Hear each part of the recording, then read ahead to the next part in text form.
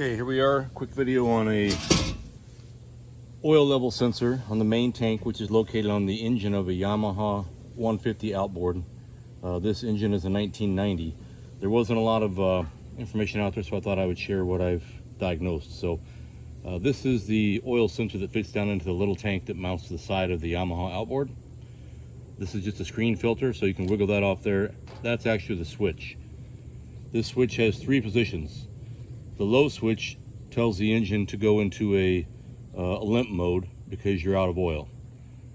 The second switch inside here, as the float drops, when it hits that, it tells the reserve tank to pump oil up into the main tank. The reserve tank is usually sitting in your boat somewhere. So when it hits the middle switch, the pump turns on. When it rides up to the top, when it hits up here, the third switch shuts the pump off. And again, like I said, if it goes all the way down because you don't have any reserve oil in your tank, it'll eventually shut your engine down to an idle limp mode. So I did a semi-destructive test. If it was still good as a switch, if I found the switch to be good, I would solder it back together and be done with it. But I had trouble getting a good device to get down these tight little pins, so I just cut the wire off so I knew for sure what was going on. What I found was exactly what I wanted to find. In my case, the pump was not shutting off. So my level sensor worked fine, that one worked fine, sent a message, but as it rose up to the top, my pump would not shut off and it would overfill the tank, pop this cap off, and oil was making a mess.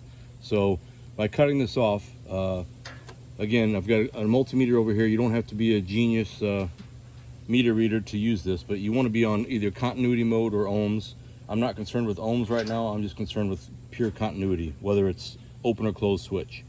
So the black is the ground, and you can just, there the three are the three switches. So you can start with the blue and red, and you'll see that you'll hear the audible tone of my meter. It'll beep when it's continuous. So now I've got flow through those two. So that bottom switch is working, and I knew that it was. So then I go to the next wire, the blue, and don't worry too much about the colors. You can figure out what does what by moving the float up and down. So when I go to the blue, as the oil drops in the tank, you hear that noise, and it'll pump. It turns the pump on, and then as this float rises back up to the top, that signal right there on the switch number 3 should tell the pump to quit pumping.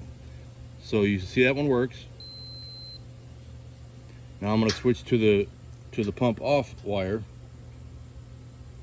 which I suspected to be bad, and you will see that that's exactly what's going on. Right now it should be beeping, should have continuity when switch 3 is engaged. It does not work. So there was no signal going back to my oil control module to tell it to stop pumping oil. It thinks the float's still down here somewhere, so it continues to pump. So I have a bad switch. In this case, the switch number is 6R3-85730-00-00. And it's an oil level gauge. The retail price from Yamaha is $260. You can find them elsewhere for quite a bit cheaper, $150. I bought a used one myself that should be in a couple days, and you know, just put the strainer back on the new one and drop it back on the tank, and we should be good to go. This is the connector that I cut off. So again, if I were to find that this was a good switch, I would have just soldered all these back up the right way, sealed them up, and put it back in and used it. It was my choice to cut the wire off just to make sure I had good continuity, good continuity between the meter and the wires to really test the switch properly. So hope that was a big help. And there seems to be a lot of